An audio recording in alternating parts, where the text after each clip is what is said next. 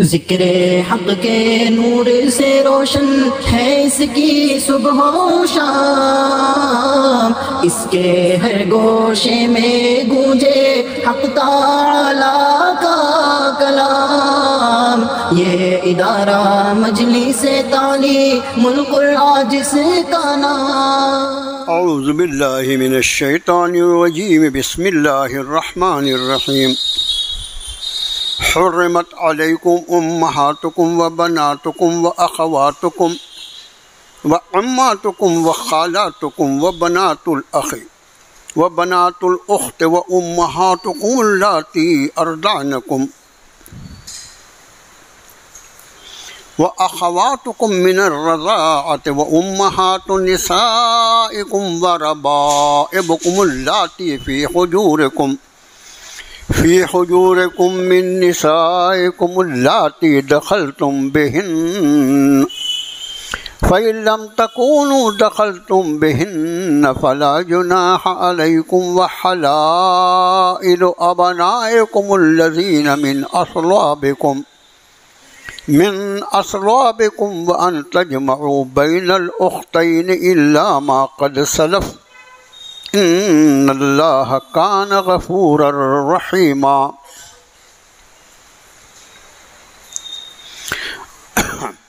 والمحصنات من النساء إلا ما ملكت أيمانكم كتاب الله عليكم وأحل لكم ما وراء ذلكم أن تبتغوا بأموالكم محصنين غير مسافحين فما استمتعتم به منهن فآتوهن أجورهن فريضة ولا جناح عليكم فيما تراضيتم به من بعد الفريضة إن الله كان عليما حكيما۔ ومن لم يستطع منكم طولا أن ينكح المحصنات المؤمنات فمما ملكت أيمانكم من فتياتكم المؤمنات واللہ اعلم بإیمانکم بعضکم من بعض فانکحوہن بإذن اہلہن وآتوہن اجورہن بالمعروف محصنات غیر مصافحات ولا متخذات اخدان فَإِذَا أُحْصِنَّ فَإِنْ أَتَيْنَ بِفَاحِشَةٍ فَعَلَيْهِنَّ نِصْفُ مَا عَلَى الْمُحْصَنَاتِ مِنَ الْعَذَابِ ذَلِكَ لَمَنْ خَشِيَ الْعَنَتَ مِنْكُمْ وَأَنْ تَصْبِرُوا خَيْرٌ لَكُمْ وَاللَّهُ غَفُورٌ رَحِيمٌ۔ صدق اللہ العظیم۔ آمنت بما انزل اللہ من کتاب۔ چوتھے پارے کے آخر اور پانچویں پارے کے شروع میں قرآن پاک کے چوتھی صورت شریفہ سورہ نساء کا یہ چوتھا رکوع ہے جو صرف 3 آیات پر مشتمل ہے، لیکن آیات 3 ہیں، ان کے سائز بہت بڑے بڑے ہیں۔ سب سے پہلے اللہ کی توفیق سے اس رکوع کا ترجمہ کرنے کی کوشش کرتے ہیں۔ فرمایا، حرام کر دی گئی تم پر تمہاری مائیں اور تمہاری بیٹیاں اور تمہاری بہنیں اور تمہاری پھوپھیاں اور تمہاری خالائیں اور تمہارے بھائی کی بیٹیاں یعنی بھتیجیاں اور تمہاری بہنوں کی بیٹیاں یعنی بھانجیاں اور تمہاری وہ مائیں جنہوں نے تمہیں دودھ پلایا ہے اور تمہاری وہ بہنیں جو دودھ کی وجہ سے ہیں یعنی دودھ شریک بہنیں اور تمہاری بیویوں کی مائیں یعنی ساس اور تمہاری وہ بیٹیاں جو تمہاری زیر پرورش ہوں، تمہاری ان بیویوں کی جن کے ساتھ تم نے مجامعت یا صحبت کی ہے، اور پھر اگر تم نے نہیں کیا ہے ان سے صحبت تو پھر نہیں کوئی گناہ تم پر،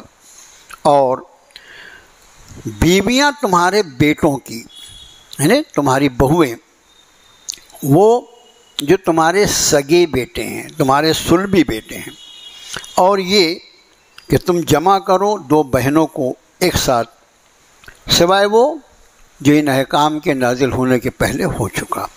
بے شک اللہ بڑا مغفرت فرمانے والا، بڑا رحم فرمانے والا ہے۔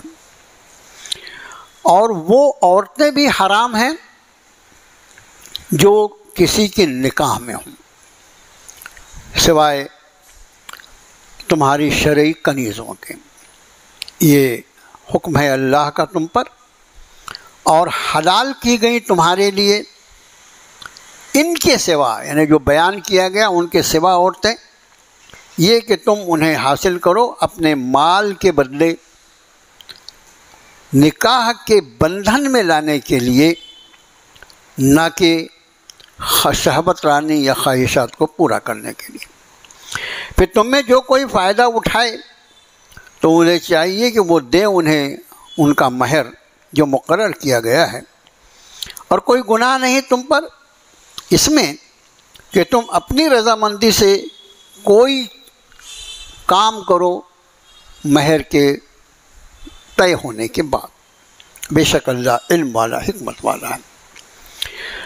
اور جو اس کی طاقت نہ رکھتا ہو اس طرح نکاح کرنے کی کہ وہ نکاح کرے آزاد مومنہ عورتوں سے، تو پھر وہ جو تمہاری شرعی کنیزیں ہیں ایمان والیاں، اور اللہ جانتا ہے تمہارے ایمان کو، تم سب ایک دوسرے کے ساتھ ہو، پھر ان سے نکاح کرو ان کے مالکوں کی اجازت سے، اور دو انہیں ان کے مہر دستور کے مطابق نکاح کے بندھن میں لانے کے لیے، نہ کہ صرف شہوت پوری کرنے کے لیے اور نہ ہی خفیہ آشنائی کے لیے۔ پھر جب وہ نکاح میں آ جائیں اور اس کے بعد اگر کسی بے حیائی کی مرتکب ہوتی ہیں تو ان پر آدھی سزا ہوگی اس سزا کی جو آزاد عورتوں کے لیے ہے۔ یہ اس کے لیے جو ڈرتا ہو کہ وہ مشقت میں پڑ جائے گا تم میں سے، اور اگر تم صبر کرو تو بہتر ہے تمہارے لیے، اور اللہ بڑا مغفرت فرمانے والا، رحم فرمانے والا ہے۔ رکوع کا ترجمہ، یہ رکوع جو ہے یہ ان رکوعوں میں ہے قرآن شریف کے ان مضامین میں جس کا ترجمہ کرنے میں بھی مطلب وہ تھوڑی سی مشقت ہوتی ہے۔ بعض آیتیں ایسی ہوتی بہت آسان ہوتی ہیں، ان اللہ علی کل شیء قدیر، پھٹ سے آیت کا ترجمہ ہو جاتا ہے، لیکن بعض آیتیں ایسی ہوتی ہیں کہ اس کا بہت سوچ سمجھ کے ترجمہ کرنے کی اللہ کی مدد ہوتی ہے تو آسان ہو جاتا ہے۔ دیکھیے یہ سورۃ النساء کا چوتھا رکوع ہے جس میں مدنی یعنی شہری زندگی کے احکام رب تعالیٰ نے بیان فرمائے۔ اس میں رشتہ داریوں کے حقوق، رشتہ داریوں کو قائم رکھنا، پھر کوئی شخص مر جائے اس کی میراث کو رشتہ داروں میں ان کے حقوق کے مطابق ادا کر دینا، وغیرہ وغیرہ وغیرہ۔ پچھلے درس میں بھی آپ کے خادم نے ایک بات عرض کیا تھا کہ نکاح جو ہے وہ انسان کی فطری ضرورت ہے، اور یہ بات ہمیشہ یاد رکھیں، اہل ایمان کو یاد رکھنا چاہیے کہ ہماری جتنی فطری یعنی ایسی ضرورتیں جو اللہ نے ہمارے اندر رکھی ہیں قدرتی طور پر، ان ساری ضرورتوں کو پورا کرنے کا اللہ نے قدرتی انتظام فرمایا ہے۔ جو ہماری قدرتی ضرورتیں ہیں ان کے پورا کرنے کا انتظام بھی قدرتی ہے۔ ہم کو بھوک لگتی ہے، ہمارے کھانے پینے کے لیے ہمارے کریم اللہ نے کیا کیا عطا فرمایا ہے، آپ انداز فرمائیں۔ ہمیں نیند آتی ہے، ہماری نیند کی ضرورت کو پورا کرنے کے لیے ہمیں اللہ نے کیسے کیا کیا چیزیں عطا فرمایا، وہ ساری اسی میں نکاح عمر کا ایک مرحلہ ایسا ہے جہاں پہنچنے کے بعد لڑکی اور لڑکا دونوں کو یہ فطری ضرورت پیش آتی ہے، اور ظاہر ہے جب ضرورت فطری ہے تو اس کا انتظام بھی فطری ہوگا، جیسے کھانے کا، پینے کا، سونے کا انتظام ہے نا، ویسے اس ضرورت کو پورا کرنے کا بھی انتظام ہے، اور وہی نکاح ہے جو شریعت اسلامی میں انتہائی سادہ، انتہائی آسان، جس میں کوئی ڈھونگ نہیں، دھتورا نہیں، کسی کو کوئی پریشانی نہیں، کسی کی نماز قضا نہیں ہوگی، کسی کی عزت آبرو سے نہیں کھیلا جائے گا، کسی کو کوئی پریشانی نہیں ہوگی، بالکل نارمل انداز میں ایک نکاح کا عمل ہو جائے گا، اور اس نکاح کی برکت سے اللہ کے اس حکم کو پورا کرتے ہوئے ایک مرد اور ایک عورت، ایک لڑکا اور ایک لڑکی ایک دوسرے کے لیے حلال ہو جائیں۔ یہ اب اس کو اصل میں ہمارے ملک میں، ہمارا ملک سے مراد پورا بر صغیر، یہ تینوں ممالک، بنگلہ دیش بھی، بازو والا پاکستان، اور یہ بلکہ افغانستان بھی اس میں شامل تھا نا، اصل جو جس میں مغل بادشاہوں نے حکومت کیا اس میں افغانستان بھی تھا۔ یہ اتنا بڑا خطہ جو ہے، اس میں مشرکوں کی بہت زیادہ آبادی ہر دور میں رہی ہے، آج بھی ہیں، وہ بہت زیادہ ہے تعداد میں۔ ان مشرکوں سے متاثر ہو کر مسلمانوں نے اپنے اسلام میں، اللہ مجھے معاف فرمائے، رسم و رواج کو داخل کر دیا۔ آپ یہاں سے نکل جائیں، اگر اس بر صغیر سے نکل کے آپ بلاد عرب میں چلے جائیں، وہاں آپ کو جو باراتوں میں ہجڑے کے جیسے ناچتے نا مسلمان، دوسروں کو کیا بولنا ہے، ان کے پاس کوئی کتاب نہیں، نبی نہیں، آخرت نہیں، ان کو کیا بولیں گے ہم؟ یہ مسلمان جس کو مرنے کے بعد اللہ کی بارگاہ میں منہ دکھانا ہے، جس کا یہ بھی ہو سکتا ہے کہ ابھی کمر مٹکا رہا ہے، ابھی اگر اٹیک آ جائے تو اسی حال میں اللہ کی بارگاہ میں چلے جائے گا ناچتا ہوا، کیا لے گا وہاں جا کر؟ وہ مسلمان یہ سب کچھ جو کر رہے ہیں مشرکوں کو دیکھ کر کر رہا ہے۔ بہرحال آج کے رکوع میں نکاح جو ہے اس کی بہت ساری شرائط ہیں، اس میں ایک بڑی شرط جو ہے وہ یہ ہے کہ ہر عورت سے نکاح نہیں کیا جا سکتا، ہر لڑکی سے نکاح نہیں کیا جا سکتا، اس کی اللہ نے حدود و قیود مقرر کی ہیں۔ کچھ رشتے ایسے ہیں جس کو اللہ نے آپس میں اتنا باحرمت بنایا ہے کہ اس میں آپس میں نکاح ہو ہی نہیں سکتا۔ آیت رکوع شروع ہوتا ہے حرمت علیکم، حرام کر دی گئی تم پر۔ اس کا معنی یہ کہ اب اس کے بعد رب تعالیٰ جو فہرست بیان فرما رہے ہیں رشتوں کی، یہ وہ رشتے ہیں جن میں آپس میں کبھی بھی نکاح نہیں ہو سکتا۔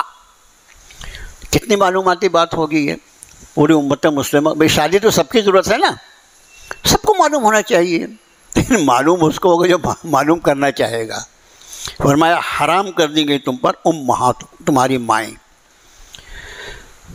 مائیں، ماں سے کون نکاح کرتا ہے؟ جس وقت یہ آیتیں نازل ہوئیں وہ 1500 سال پہلے، وہ عرب کا وہ معاشرہ تھا جہاں ایک سے زیادہ بیویاں رکھنا یہ عام بات تھی، یعنی ایک بیوی پر اگر کوئی صبر کرے تو وہ معاشرے میں بہت ہی ذلیل سمجھا جاتا تھا۔ بیویوں کی تعداد جتنی زیادہ ہو وہ اتنا زیادہ شریف آدمی سمجھا جاتا تھا۔ اس لیے بیویاں کسی کی 10 ہے، کسی کی 15 ہے، کسی کی 20 ہے، کسی کی 25 ہے۔ وہ اسلام نے 4 کی تحدید کر دی، حد مقرر کر دی۔ زیادہ سے زیادہ اگر ایک وقت میں ایک سے زیادہ بیوی رکھنے کی ضرورت پیش آتی ہے تو زیادہ سے زیادہ 4۔ یہ کہنے کے بجائے کہ اسلام نے 4 کی اجازت دی، زیادہ صحیح یہ ہے کہ اسلام نے 4 کے بعد پر روک لگا دی، اس لیے کہ وہ معاشرہ جو تھا وہاں بیویوں کی تعداد پر سرے سے کوئی پابندی نہیں تھی۔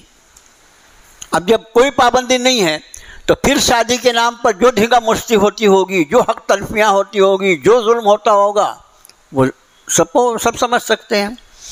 اس معاشرے میں باپ کے مرنے کے بعد اپنی سوتیلی ماں کو بھی بیٹے اپنے نکاح میں لے، استغفر اللہ معاذ اللہ۔ باپ کی بیوی جو ہے وہ سوتیلی صحیح، تو اس کے پیٹ سے نہیں پیدا ہوا، لیکن باپ کے نکاح میں رہی ہے نا، وہ ماں تو ہے، وہ ہر حال میں ماں ہے۔ لیکن وہ معاشرہ جو تھا ان میں جو اخلاقی بعض گراوٹیں تھیں وہ ایسی تھیں جیسے لڑکی کو دفن کر دینا۔ یعنی میں اور آپ عام انسان کسی ایک معصوم بچے کو ایک تماچا کر ضروری طور پہ مارنے کی ہمت نہیں کر سکتا، اور کوئی مارے تو ہم برداشت نہیں کر سکتے۔ اور وہ کیسا دل مردہ ہوگا، کیسا کلیجہ ہوگا کہ اپنی پیدا کردہ لڑکی کو اور زندہ لے جا کر وہ بھی 2 4 5 6 سال تک اس کی پرورش کر کے اور پھر اس کو سجا دھجا کے اپنے کاندھے پہ بٹھا کے لے جانا، اپنے ہاتھوں سے گڑھا کھولنا، اور گڑھا کھودتے وقت یہ بچی اپنے باپ کے چہرے کی ریت کے ذرات خود صاف کر رہی ہو، اور اس کے بعد اس لڑکی کو اس گڑھے میں دفن کر کے، اور ظاہر ہے کہ لڑکی کو جیسے دفن کیا جائے گا مر تھوڑی جائے گی، واپس ہوتے ہوتے بھی اس لڑکی کی چیخیں اس کی قبر سے سنتا ہوا آتا تھا، کیا دل ہوگا اور کیا سوچ. تو وہ ایسا یہ لفظ جو ہے اپنی ماں، تمہاری مائیں حرام کر لی، ماں سے کون نکاح کرتا ہے؟ وہ معاشرے میں تھی یہ بات کہ وہ اپنے باپ کے مرنے کے بعد اپنی سوتیلی ماؤں سے بھی نکلتا. رب نے فرمایا حرام کر دی گئی تم پر تمہاری مائیں، وہ بناتکم، اور تمہاری بیٹیاں. بیٹیاں جب دیکھو یہاں سے اب آگے جو رشتے چلیں گے اس میں ایک خیال رکھنا، بیٹی جب قرآن نے کہا تو اس میں 3 قسم کی بیٹیاں آئیں گی. ایک تو سگی بیٹی، دوسری ایسی بیٹی جو سگی نہ ہو لیکن اس کے ماں باپ کے اعتبار سے وہ اپنے متعلق ہو اپنے. جیسے بیٹی بولے تو جیسے میں اس کے پہلے میں نے عرض کیا کہ ایک ہوتا ہے ماں شریک رشتہ، ماں ایک ہوتی ہے باپ 2 ہوتے ہیں. کہیں یہ ہوتا ہے کہ باپ 2 ہوتے ہیں ماں ایک ہوتی ہے، تو ماں شریک بیٹے اور اپنے باپ شریک سگی، دونوں تینوں قسم کی بیٹیاں اس میں شامل ہوں گی. وَأَخَوَاتُكُمْ، اور تمہاری بہنیں. پھر یہ بہنوں میں تینوں بہنیں، سگی بہن بھی، ماں شریک بہن بھی، باپ شریک بہن بھی. وَأَمَّاتُكُمْ، اور تمہاری پھوپھیاں.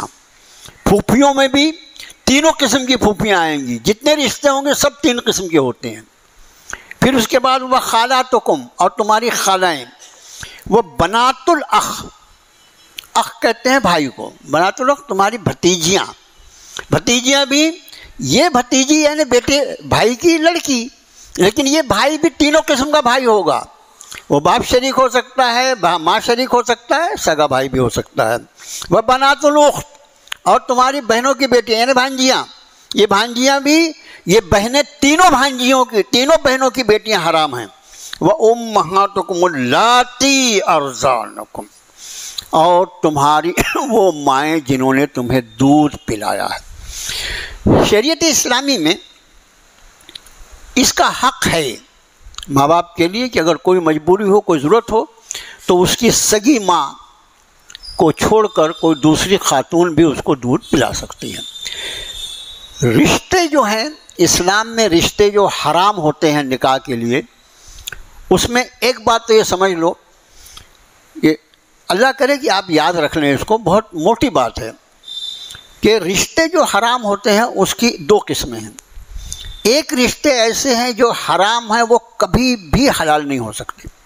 جیسے ابھی تک جو رشتے گنوائے، آگے بھی گنوا رہا ہوں انشاءاللہ میں، لیکن یہ دائمی حرام ہیں، کسی حال میں یہ حلال نہیں ہوں گے. کچھ رشتے ایسے ہوتے ہیں جو دائمی نہیں بلکہ وقتی طور پر حرام ہوتے ہیں، اور وقت گزر جانے کے بعد پھر ایسے حالات آتے ہیں کہ وہ حلال ہو جاتے ہیں. ایسا مثال کے طور پر ایک خاتون جو کسی شخص کے نکاح میں ہے، وہ اس کی بیوی ہے.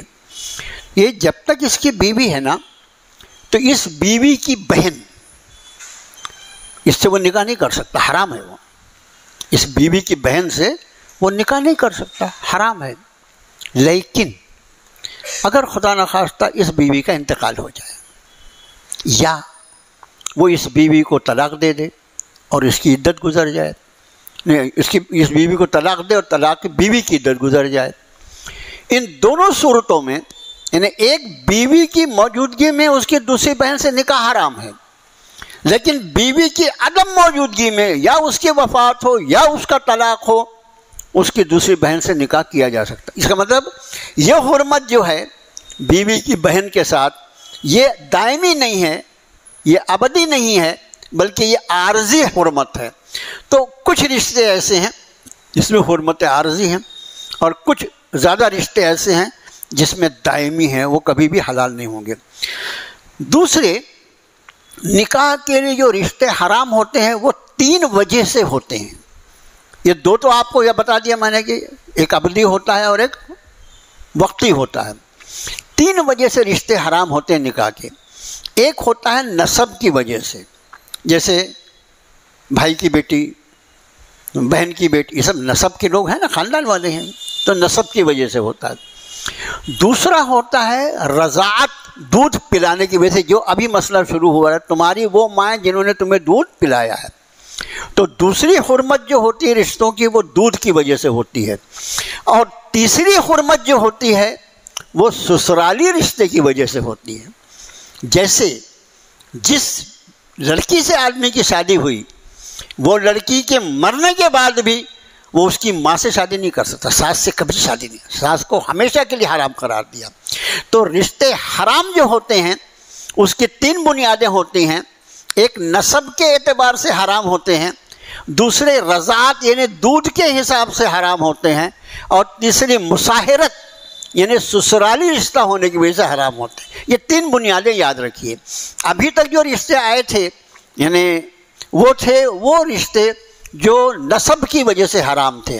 اب رب تعالیٰ نے فرمایا تمہاری وہ مائیں امہاتکم اللاتی ارضعنکم، تمہاری وہ مائیں جنہوں نے تمہیں دودھ پلایا ہے۔ کسی عورت نے کسی بچے کو دودھ پلایا تو یہ اس کی رضائی ماں کہلاتی ہے، اس کی رضائی ماں کہلاتی ہے۔ اب یہ دودھ کی وجہ سے صرف یہ ماں حرام نہیں ہوتی، بلکہ نسب کی وجہ سے جتنے رشتے حرام ہیں اس دودھ کی وجہ سے وہ سب رشتے حرام ہو جاتے ہیں۔ مثلا جیسے سگی بہن حرام ہے، اسی طرح اس عورت کا دودھ جس لڑکی نے پیا ہے وہ سب لڑکیاں جو ہیں اس کی دودھ شریک بہنیں ہیں، وہ سب کی سب حرام ہیں۔ پھر جن لڑکوں نے پیا ہے ان لڑکوں کے بارے میں لڑکیوں کا بھی ویسی مسئلہ ہوگا، نکاح تو لڑکے لڑکی سے ہوتا ہے نا۔ اس خاتون کا جو بیٹا ہوگا اس کی بیٹیاں بھی اس پر حرام ہوں گی، جیسے اس کے سگے بیٹے کی بیٹیاں حرام ہیں۔ یہ رشتہ ہمیشہ خیال رکھو۔ اب اس کے بعد فرمایا ہاں ایک بات اور خیال رکھو کہ دودھ پلانا مطلب کوئی عورت کا دودھ کبھی بھی پی لے ایسا نہیں ہوتا۔ مدت رضاعت حضرت امام ابو حنیفہ رحمۃ اللہ علیہ کے قریب ان کے نزدیک 2.5 سال ہے۔ 2.5 سال کی عمر کے اندر کوئی بچہ اگر کسی عورت کا دودھ پیے تو اس کے دودھ کا رشتہ ثابت ہوتا ہے، اور 2.5 سال کی عمر سے زیادہ ہونے کے بعد اگر کوئی بچہ کسی عورت کا دودھ پی لے تو اس کا رشتہ ثابت نہیں، رضاعت کا رشتہ اس پہ ثابت نہیں ہوتا۔ ایک بات یہ امام ابو حنیفہ رحمۃ اللہ علیہ، لیکن ان کے دونوں شاگرد جو ہیں جن کو صاحبین کہا جاتا ہے ان کے نزدیک یہ مدت صرف 2 سال ہے۔ فتویٰ بھی 2 سال پر ہے، احتیاط 2 سال میں ہے کہ 2 سال یا احتیاط 2.5 سال میں ہے کہ 2.5 سال تک بھی اگر کوئی بچہ کسی عورت کا دودھ پیتا ہے تو اس پر رضاعت یعنی دودھ پلانا، رضاعت کے مسائل اس پر فٹ کیے جائیں گے۔ یہ بات ہو گئی۔ تو یہاں فرمایا تمہاری وہ مائیں بھی حرام ہیں جنہوں نے تمہیں دودھ پلایا ہے، وَأُمَّهَاتُ نِسَائِكُمْ وَأَخَوَاتُكُمْ مِنَ الرَّضَاعَةِ، اور تمہاری وہ بہنیں بھی جو رضاعت دودھ پلانے کی وجہ سے میں نے آپ کو بتایا، اور وہ بہنیں بھی کیا ہے، ہر طرح کی بہنیں وہاں بھی جو رہے گی اس خاتون کا دودھ پیے ہوئے، ہر طرح کی بہن وہاں بھی حرام ہو جائے گی۔ وَأُمَّهَاتُ نِسَائِكُمْ، اور تمہاری بیویوں کی ماں یعنی ساس کا جو رشتہ ہوتا ہے۔ میں نے عرض کیا کہ بیوی کی بہن جو ہے وہ تو بیوی کے انتقال کے بعد اس سے نکاح حلال ہوتا ہے، جائز ہوتا ہے، لیکن بیوی کی ماں سے کسی قیمت پر نکاح حلال نہیں ہوتا، یہ دائمی حرام ہے۔ اس لیے فرمایا تمہاری وہ مائیں جو تمہاری بیویوں کی ہیں۔ وَالرَّبَائِبُكُمُ اللَّاتِي فِي حُجُورِكُم مِّن نِّسَائِكُمُ اللَّاتِي دَخَلْتُم بِهِنَّ، یہ بھی ایک مسئلہ سمجھنے کا ہے۔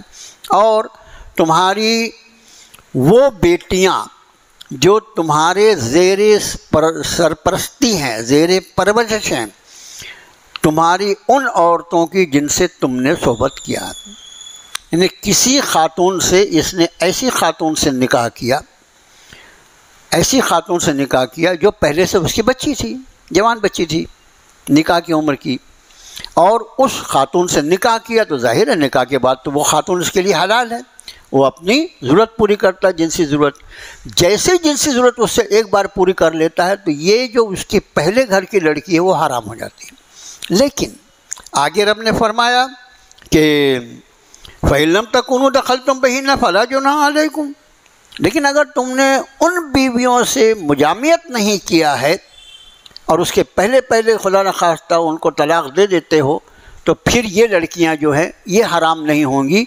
کیونکہ ان سے مجامعت نہیں ہوئی، اس لیے ان لڑکیوں سے بھی اگر ضرورت ہو تو نکاح ہو سکتا ہے۔ اور اس کے بعد فرمایا وَحَلَائِلُ أَبْنَائِكُمُ الَّذِينَ مِنْ أَصْلَابِكُمْ، حلائل کا مطلب بیویاں تمہارے ان بیٹوں کی جو تمہارے صلب سے ہیں، جس کو سگا بیٹا کہا جاتا ہے۔ اس لیے یہ لفظ اتنی تفصیل کے ساتھ کیوں رب تعالیٰ فرما رہے تمہارے وہ بیٹے جو الذین من اصلابکم، جو تمہارے صلبی بیٹے ہوں، کیوں یہ بیان فرما رہے ہیں؟ اس کی وجہ یہ تھی کہ اس معاشرے میں جہاں یہ آیات مبارکہ نازل ہوئیں اس وقت لے پالک بیٹا جس کو متبنہ کہا جاتا ہے اس کا بھی رواج تھا۔ وہ رواج تھا تو ٹھیک ہے، وہ تو آج بھی جائز ہے، کوئی اگر کسی کو بچہ نہیں ہو رہا ہے یا ہو رہا ہے اور اس کے بعد بھی کوئی کسی کا بچہ گود لینا چاہے تو شریعت میں اس کی اجازت ہے، مگر ان شرائط کا خیال کرتے ہوئے، جو شرائط کسی کو گود لینے کے لیے بھی بہت ساری شرائط ہیں۔ ایک بچی کو آج گود لے لیا گیا یہاں تک ٹھیک ہے، لیکن یہ بچی گود لینے کے بعد اس خاندان کا حصہ کبھی بھی نہیں بنتی شریعت مطہرہ میں۔ جب وہ بالغ ہو جائے گی تو اس پر حجاب کے احکام نافذ ہو جائیں گے، اس کے یہ باپ جس نے اس کو گود لیا ہے اس سے بھی اس کو حجاب کرنا پڑے گا، اس کے جتنے بیٹے ہیں وہ سب اس کے لیے غیر ہوں گے، اس لیے کہ لے پالک جو ہے وہ کوئی رشتہ ہی نہیں ہوتا شریعت میں، لے پالک کوئی رشتہ نہیں ہوتا۔ اس لیے یہاں فرمایا تمہاری وہ بہویں جو تمہارے سگے بیٹوں کی نکاح میں ہوں، صرف وہ بہویں، اور منہ بولا بیٹا اگر ہے تو اس کا اگر وہ بیٹا طلاق دے دیتا ہے تو اس کی عدت گزرنے کے بعد اس سے نکاح کیا جا سکتا ہے، اس لیے کہ وہ سگا بیٹا ہے نہیں تو یہ بہو نہیں ہے اس کی۔ اصل بہو جو سگے بیٹے کی ہے وہ تو ہمیشہ کے لیے حرام ہے، بیٹے کی زندگی میں کیا ممکن ہی نہیں ہے، لیکن بیٹے کے مرنے کے بعد بھی بیٹی جیسی رہتی ہے بہو تو، لیکن وہ بہو جو لے پالک بیٹے کی وجہ سے بہو بنی ہے اصل میں وہ بہو ہے نہیں، اس لیے کہ لے پالک بیٹا نہیں ہے، اس لیے اس کے مرنے کے بعد اس سے نکاح کیا جا سکتا ہے۔ اور آپ جانتے ہیں سورۃ الاحزاب میں اس قبیح رسم کو توڑنے کے لیے اللہ کے رسول صلی اللہ علیہ وآلہ وسلم کے نکاح میں رب تعالیٰ نے خود حضرت زید کی مطلقہ حضرت زینب کو اپنے نبی کے نکاح میں دیا اس رسم کو توڑنے کے لیے، اور اس وقت مدینے میں جو طوفان اٹھا تھا وہ وہی لوگ جانتے ہیں جنہوں نے اس کو اپنی آنکھوں سے دیکھا ہوگا مخالفین کی طرف سے۔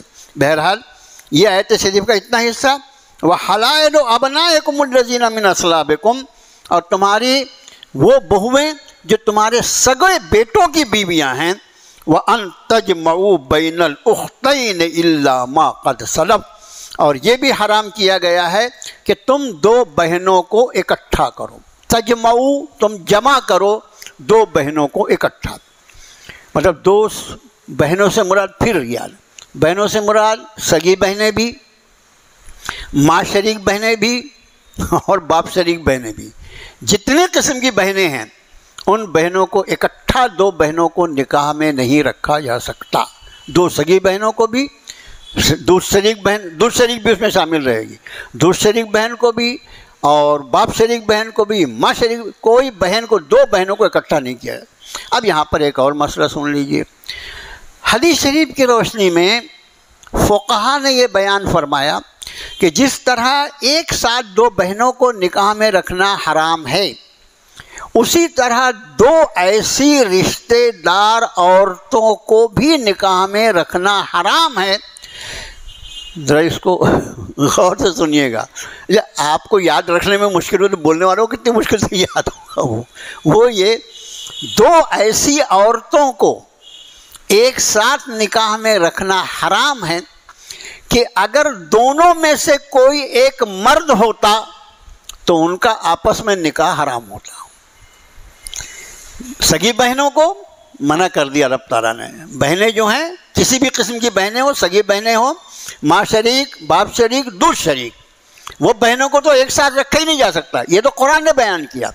لیکن جناب رسول اللہ صلی اللہ علیہ وآلہ وسلم نے اس آیت شریفہ کے یعنی آپ انداز فرمائیں کہ حرام حلال کی فہرست صرف قرآن پہ ختم نہیں ہوتی، اس کی روشنی میں نبی کریم صلی اللہ علیہ وسلم کوئی بات فرمائے وہ بھی اتنی ہی حرام ہوتی ہے جتنا قرآن کا حکم حرام ہے۔ سمجھ گئے آپ؟ تو جس طرح دو سگی بہنوں کو اکٹھا نکاح میں رکھنا حرام ہے، اسی طرح ایسی دو عورتوں کو ایک ساتھ نکاح میں رکھنا حرام ہے کہ جن دونوں میں سے اگر کوئی ایک مرد ہوتا تو ان کا آپس میں نکاح جائز نہ ہوتا۔ بول دینا مولانا دوبارہ مثال کر کے بتاؤ نا کیسا ہوتا۔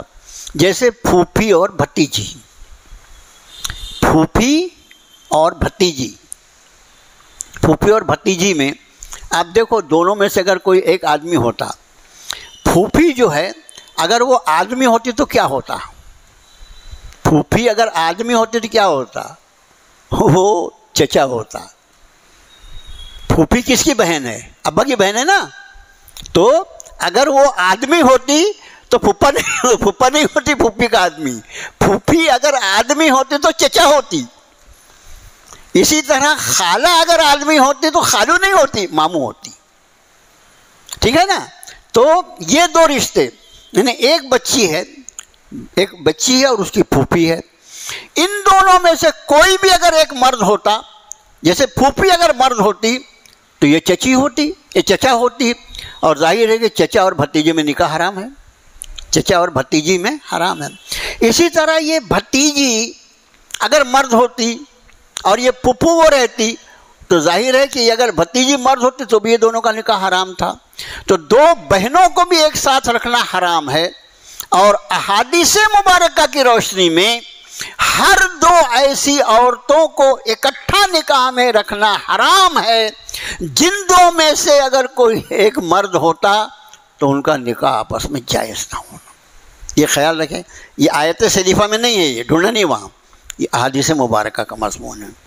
اس کے بعد ارشاد فرمایا الا ما قد سلف، سوائے جو ہو چکا۔ اب یہ جو ہو چکا جو ہے اس کو بھی سمجھ لیجئے، یہ احکام نازل ہو رہے ہیں، احکام نازل ہو رہے ہیں، اور احکام کے نزول کے پہلے جن لوگوں نے دو بہنوں سے ایک ساتھ نکاح کر لیا تھا، اس وقت تک تو آیت نازل نہیں ہوئی تھی نا۔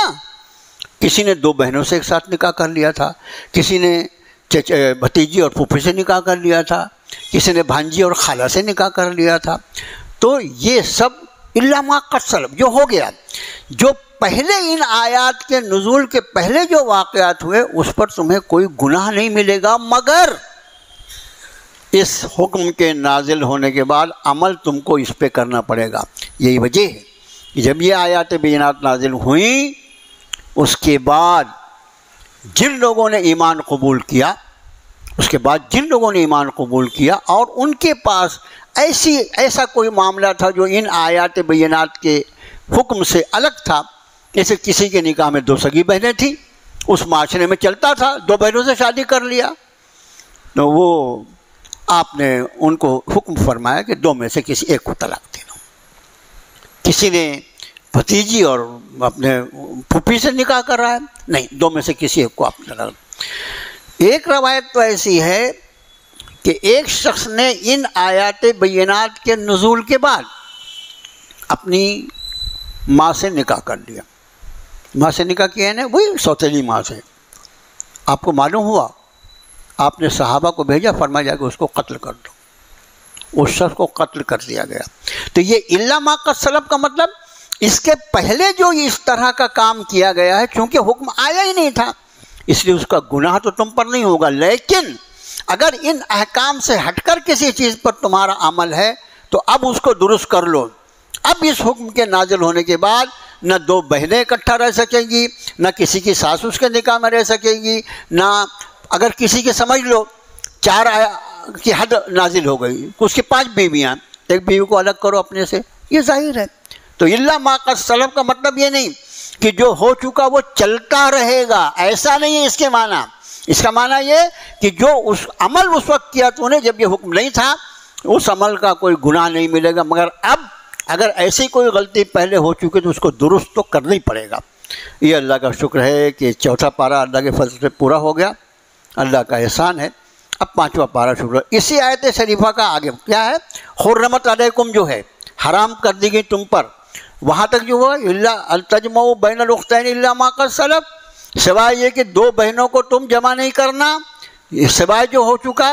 اس کے بعد والمحصنات من النساء، اور نکاح شدہ عورتیں۔ یہاں محصنات جو ہے یہ پارے کا 4واں پارہ 5واں پارہ جو اس کا نام ہی سورہ محصنات ہے، پارے کا نام ہی محصنات ہے۔ محصنات 3 معنی میں استعمال ہوا ہے۔ دیکھو محسن کس کو کہتے ہیں پہلے یہ سمجھ لو۔ ہے سواد نون، یہ لفظ جو ہے اس کو کہتے ہیں قلعے کو، اور محسن اس کو کہا جاتا ہے جو قلعے کے اندر بند ہو۔ دیکھو ایک گھر میں رہنے کے مقابلے میں اگر آدمی قلعے میں ہو تو وہ بہت محفوظ ہوتا ہے، تو محسن اس کو کہا جاتا ہے اس آیت شریفہ کی روشنی میں کہ جس نے اپنی عزت، اپنی آبرو اور اپنی شرعی ضروریات کو پورا کرنے کے لیے نکاح کا بندھن باندھ لیا ہو، تو وہ مرد جو رہے گا وہ محسن کہلائے گا، عورت جو رہے گی وہ محسنہ کہلائے گی، اور یہ محسنہ کی جمع جو ہے محسنات ہے۔ تو یہاں پر والمحسنات کا مطلب اس کا ترجمہ نہیں اور قلعہ بند عورتیں، ایسا ترجمہ نہیں ہے۔ اس کا ترجمہ وہ عورتیں بھی حرام ہیں جو کسی کے نکاح میں ہوں۔ شادی شدہ عورت سے نکاح ہو سکتا ہے کیا؟ معاذ اللہ، آدمی سوچ بھی نہیں سکتا، الا یہ کہ اس کے شوہر کی وفات ہو، وہ اس کی عدت ختم ہو، یا اس کا طلاق ہو جائے اور پھر طلاق کی عدت پوری ہو گزر جائے، اس کے بعد نکاح ہو سکتا ہے۔ لیکن والمحصنات من النساء، اور وہ عورتیں جو شادی شدہ ہیں، سیدھا ترجمہ کر لو، وہ عورتیں جو شادی شدہ ہیں وہ بھی حرام ہیں، ان کے بارے میں سوچنا بھی نہیں۔ الا ما ملکت ایمانکم، سوائے تمہاری شرعی کنیزوں کی۔ اب یہ دیکھو ملکت ایمانکم کا لفظی ترجمہ، ملکت مالک ہوئے، ایمانکم تمہارے ہاتھ، تمہارے ہاتھ جس کے مالک ہو گئے۔ اس کا ترجمہ آپ کے خادم نے کیا شرعی کنیزیں۔ عام طور سے ترجمہ نگار اس کا ترجمہ جو کرتے ہیں وہ کنیزیں کرتے ہیں، اور بعض ترجمہ نگار اس کا ترجمہ لونڈیاں کرتے ہیں۔ لیکن اب یہ دیکھو کچھ الفاظ ایسے ہوتے ہیں کہ ایریے کے حساب سے، جیسے یو پی وغیرہ کا جو علاقہ ہے وہاں پر یہ لفظ جو ہے یہ لڑکے لڑکی کے لیے بولا جاتا ہے۔ جیسے وہ اگر آپ سے پوچھنا چاہے گا کہ آپ کے کتنے بیٹے ہیں تو بے تکلف بولے گا کتنے لونڈے ہیں آپ کو، اپنے کوئی بولے والا پٹ سے ماریں گے اس کے منہ پر، مسلمان کی بات نہلائے کہیں کیا بول رہے ایسا ہے نا۔ تو ایریے کا فرق ہوتا ہے۔ تو میرا معروضہ یہ ہے کہ اس کا ترجمہ صرف کنیزیں نہیں کیا جا سکتا، اس لیے کہ کنیز میں کہیں یہ شخص یہ نہ سمجھ لے کہ اپنی برتن مانجنے والی، جھاڑو پوچھا کرنے والی بائی جو ہے وہ نہیں ہے اس سے مراد، اس کو بھی کنیز سمجھتے ہیں نا اپن، اور نہ ہی اس کا ترجمہ ہم لونڈیاں کریں، اس لیے کہ وہ مہذب لفظ نہیں ہے، کہیں بولا جاتا ہے۔ تو ہمیشہ قرآن شریف کے ترجمے میں ان ساری چیزوں، اس لیے کہ اللہ کا کلام ہے، جتنا علم اللہ نے عطا فرمایا ہے اس کا سب سے زیادہ استعمال وہاں کرو جب اللہ کے کلام کو سمجھنے اور سمجھانے کی بات ہے۔ تو فرمایا کہ شادی شدہ عورتیں بھی حرام ہیں، الا ما ملکت ایمانکم، سوائے تمہاری شرعی کنیزوں کے۔ یا اللہ، یہ شرعی کنیزیں شادی شدہ بھی ان سے بھی مطلب نکاح ہو سکتا ہے، کیا ہوگا؟ اب اس بات کو چند منٹوں میں جو وقت درس کا اپنا اس میں سمجھ لیجیے آپ کہ کنیزیں، شرعی کنیزیں کس کو کہا جاتا ہے، اور اسی میں غلام بھی آپ کو انشاءاللہ سمجھ میں آ جائیں گے۔ جب جہاد ہوتا ہے اہل ایمان میں اور اہل کفر میں، جہاد ہوگا تو ظاہر ہے کہ سامنے والا کی فوج جو ہوگی اس سے کچھ لوگ گرفتار کیے جاتے ہیں، ہم بھی کچھ کو گرفتار کریں گے، ہمارے بھی کچھ آدمیوں کو وہ گرفتار کریں گے، دونوں طرف گرفتاریاں ہوتی ہیں۔ آپ کو معلوم ہے کہ ایک مرتبہ ایک ایسی جنگ بھی پڑوس کے ملک سے ہو چکی ہے، 90,000 لوگوں نے ایک ساتھ ہتھیار ڈال دیا تھا۔ بنگلہ دیش جب بنا تھا 90,000 لوگوں نے ایک ساتھ ہتھیار ڈالا تھا۔ بہرحال تو جو لوگ جنگ میں گرفتار ہو جاتے ہیں، یہ کون لوگ گرفتار ہو رہے ہیں؟ مشرک قوم کے، اس قوم کے لوگ گرفتار ہو کے آ رہے ہیں جو ہمارے مد مقابل تھے، اہل اسلام کے مد مقابل تھے۔ تو وہ کون ہوگا؟ مسلم تو نہیں ہو سکتا نا، آپ بولے کیسے نہیں ہو سکتا؟ عراق اور ایران تو 10-12 سال لڑتے رہے، اور تب ان کے دماغ میں پتھر پڑے تو کوئی کیا کرے گا؟ لیکن عام طور سے مقابلہ مومن اور کافر کا، جس کو جہاد کہیں گے وہی ہوگا نا۔ اب جو کافروں کی فوج سے جو مرد اور عورت گرفتار ہو کر اسلامی مملکت میں آئی، یہ جو مر گئے وہ مر گئے، واصل جہنم ہوئے۔ اب یہ گرفتار ہو کے جو زندہ مرد اور عورت آئے ہیں اسیران جنگ، ان کے لیے چند شکلیں ہو سکتی ہیں۔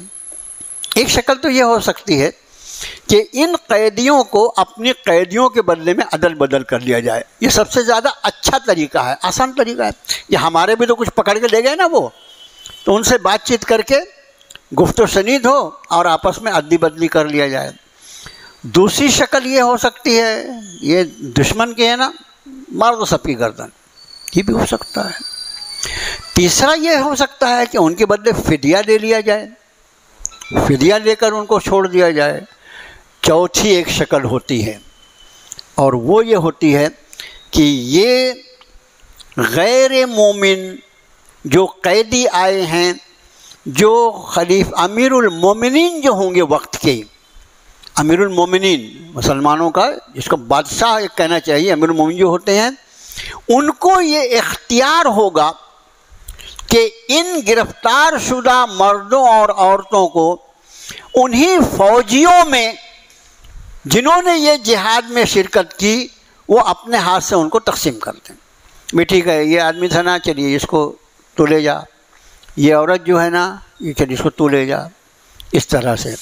اب یہ جو امیر المومنین یا ان کا کوئی ذمہ دار، امیر المومنین ہر جگہ تھوڑی موجود رہیں گے، ان کا کوئی ذمہ دار آدمی جو اتھارٹی ہو، جب وہ اس عورت یا اس مرد کو کسی فوجی کو دے گا، تو عورت کو جو دے گا تو اس کا دینا ایسا ہی ہے۔ عورت جو ہے وہ غیر مسلم ہے، گرفتار ہو کے آئی ہے، اس عورت کو جب امیر المومنین کسی فوجی کو دے گا تو اس امیر المومنین کا اس عورت کو اس مرد کے حوالے کرنا ایسا ہی ہے جیسا ایک باپ نکاح کے وقت اپنی بیٹی کو کسی کے نکاح میں دیتا ہے۔ ٹھیک ہے، جس طرح ایک باپ کو حق ہوتا ہے نا کہ اپنی بیٹی کو کسی سے نکاح میں دے دے، وہ ولی ہوتا ہے، تو جس طرح ایک باپ اپنی بیٹی کو کسی کے نکاح میں دیتا ہے، امیر المومنین اس گرفتار شدہ عورت کو جس فوجی کے حوالے کریں گے، جس مرد کے حوالے کریں گے، وہ قائم مقام ہوگا ایسا جیسا کہ ایک باپ نے اپنی بیٹی کو کسی کے حوالے کیا۔ اس لیے یہ خاتون جو ہوگی صرف اس آدمی کے لیے اب اتنی حلال ہوگی وہ کہ وہ اس سے صحبت بھی کر سکتا ہے، نکاح کیوں نہیں کر دیتے؟ غیر مومن ہے نا، غیر مومن سے نکاح کیسے ہوگا؟ غیر مومن ہے نا، غیر مومن سے نکاح کہاں ہوگا؟ اس لیے نکاح نہیں ہوگا۔ لیکن امیر المومنین نے دے دیا، اس کو کنیز یا شرعی کنیز کہا جاتا ہے۔ اب یہ عورت اگر اپنے وطن میں جہاں سے وہ گرفتار ہو کے آئی ہے، وہاں وہ کسی کے نکاح میں بھی تھی، کسی کی بیوی بھی تھی، تو بھی اس سے فرق نہیں پڑے گا۔ اس کے گرفتار ہونے کے بعد اس کو ایک حیض تک اس کا انتظار کیا جائے گا، تاکہ ایک حیض آنے سے یہ کنفرم ہو جائے کہ اس خاتون کو کسی طرح کا حمل نہیں ہے، اور ایک حیض آنے کے بعد جس شخص کے یہ حوالے کی گئی ہے وہ اس سے اپنی ضروریات پوری کر سکتا ہے، اور اس سے جو اولادیں پیدا ہوں گی وہ جائز اولادیں ہوں گی، یہ سمجھ لو، وہ جائز اولادیں ہوں گی، اس کے احکام الگ ہوں گے۔ اس کو شرعی کنیز کہا جاتا ہے۔ اسی طرح کسی آدمی کو کسی آدمی کے حوالے کر دے، عورتیں اور آدمی سبھی آئے نا گرفتار ہو کے، تو اس کو شرعی غلام کہا جاتا ہے۔ اب چونکہ یہ شرعی کنیز جو ہے امیر المومنین نے اس کو دے دیا تو یہ اس کی ملک ہو گئی، اس کی ملکیت میں آ گئی۔ اب اس کو دو اختیارات بھی حاصل ہیں، دو اختیارات حاصل ہیں۔ یہ اس کی بیوی نہیں ہے، یہ نکاح نہیں ہوا ہے، شرعی کنیز ہے، ملکت ما ملکت ایمانکم ہے وہ، اس لیے اس کو دو اختیارات حاصل ہوتے ہیں۔ جب اس کو امیر المومنین نے دے دیا تو یہ اگر چاہے تو اس کنیز کو کسی اور کو بیچ سکتا ہے، کیونکہ وہ اس کی ملکیت ہے، وہ اس کی ملکیت ہے۔ یہ چاہے تو کسی اور کو بیچ سکتا ہے اور اگر چاہے تو آزاد بھی کر سکتا ہے۔ یہ میرے خیال ہے اتنا ہی آپ کو ما ملکت ایمانکم۔ تو یہ جو فرمایا والمحصنات من النساء الا ما ملکت ایمانکم، اور حرام کی گئی تم پر نکاح شدہ یا شادی شدہ عورتیں بھی، وہ بھی تم پر حرام ہیں مگر تمہاری شرعی کنیزیں۔ یہ اس طرح جو شرعی کنیز بنتی ہے کسی مسلمان مرد کی، وہ اگر اپنے وطن میں شادی شدہ بھی ہو تو بھی اس کنیز کو اس کی یعنی ملکیت میں دینے کے بعد اس کے احکام بدل جاتے۔ بس وقت پورا ہوا درس کا، مجھے نہیں معلوم کہ میں کتنا آپ کو سمجھا سکا۔ اس سے آپ انداز کریں کہ قرآن شریف جو ہے وَأُحِلَّ لَكُم مَا وَرَاءَ ذَلِكُمْ لَمْ تَبْتَغُوا بِأَمْوَالِكُمْ مُحْصِنِينَ غَيْرَ مُسَافِحِينَ، اور ان عورتوں کے سوا، کون سی عورتیں؟ وہ حرمت علیکم امہاتکم سے جو بات شروع ہوئی، ان عورتوں کے سوا احل لکم، حلال کر دیا گیا تم پر، ما وراء ذالکم، ان کے سوا جتنی عورتیں ہیں وہ سب کے سب حلال ہیں تمہارے لیے، ان تبتغوا باموالکم محسنین غیر مصافحین، شرط یہ ہے کہ ان کو تم نکاح کے بندھن میں لاؤ، عزت اور آبرو کے ساتھ اپنی ضرورت پوری کرو، اور صرف شہوت رانی کے لیے اور جسمانی خواہشات کو پورا کرنے کے لیے ان سے تعلقات مت پیدا کرنا۔ بس آج حرمت والے رشتے، یعنی یہ پورے قرآن میں جیسے میراث کا ایک ہی جگہ ہے، سورہ نساء کا دوسرا رکوع، اسی طرح سورہ نساء کا چوتھا رکوع حرمت والے رشتے۔ کون سے وہ رشتے ہیں جس سے نکاح حرام ہے؟ اب آخری میں چلتے ایک بات اور سن لیجئے فٹ نوٹ کے طور پر، کہ جو رشتے حرام ہیں کبھی غلطی سے اگر انجانے میں نہ جانتے ہوئے ان کا نکاح ہو جائے، جیسے دیکھیے عام طور سے دودھ شریک بہنیں جو ہوتی ہیں، دودھ شریک بھائی اور بہن ہیں، ان کا نکاح ہو گیا، معلوم نہیں تھا، بعد میں وہ بڑی بھی جنہوں نے دودھ پلایا تھا، ارے بھائی تو اس کے نکاح میں کیسے آ گئی؟ ارے میں نے اس کو بھی دودھ پلایا تھا، تیرے کو بھی دودھ پلایا تھا۔ پھر کیا ہوگا؟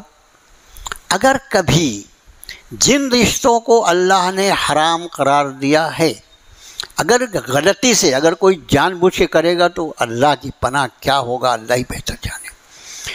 لیکن اگر غلطی سے ایسے دو رشتوں میں نکاح ہو گیا جس کو اللہ نے حرام قرار دیا ہے، تو بات کے واضح ہونے پر، معلوم ہونے پر ان کا طلاق نہیں کروایا جائے، طلاق نہیں کروایا جائے۔ تو بولے کہ چلنے دیں گے؟ نہیں، طلاق نہیں کروایا جائے گا، ان کو الگ الگ کر دیا جائے گا، اس لیے کہ طلاق وہاں ہوتا ہے جہاں نکاح ہوا ہو۔ اس رشتے کو چونکہ اللہ نے حرام قرار دیا تھا، اس لیے تم کتنی بھی محنت کر لو اس کے نکاح پڑھانے میں، اس کا نکاح ہوگا ہی نہیں۔ جب ہوگا نہیں تو طلاق کی کیا ضرورت ہے؟ یہ فٹ نوٹ یاد رکھو کہ حرام رشتوں میں اگر انجانے میں کبھی نکاح کا بندھن بن جائے اور معلوم ہو تو اس کے بعد صرف ان کو جدا کرنا پڑتا ہے، طلاق کی ضرورت ہوتی ہی نہیں، اس لیے کہ اس کا نکاح قائم ہی نہیں ہوا تھا۔ امام حرم بھی آگے اگر اس کا خطبہ نکاح پڑھ دے تو بھی نکاح نہیں ہوگا، جب نکاح ہوا ہی نہیں تو طلاق کی کیا ضرورت؟ اور اس کے پہلے جو کچھ ہو گیا انجانے میں، الا ما قد سلف، اللہ کی غفور الرحیم ذات ہے، جو ہو چکا۔ دیکھو انجانے میں جو کچھ ہونا وہ بڑی حد تک قابل معافی ہوتا ہے، لیکن ہمارا شمار تو ان بے غیرتوں میں ہے جو جان بوجھ کے اللہ کے احکام کو توڑتے ہیں۔ اللہ سے دعا ہے اللہ ہمیں اپنی معرفت عطا فرما، اپنی محبت عطا فرما، اپنے احکام پر چلنے کی توفیق عطا فرما۔ اللہ پوری امت مسلمہ کو اپنی اس مقدس کتاب کی طرف لوٹ آنے کی توفیق عطا فرما۔ اے اللہ پوری امت مسلمہ کو جناب رسول اللہ صلی اللہ علیہ وآلہ وسلم کے مقدس طریقوں کے مطابق زندگی گزارنے کی توفیق عطا فرما۔ وصلی اللہ تعالی علی خیر خلقہ محمد وآلہ وصحبہ اجمعین برحمتہ۔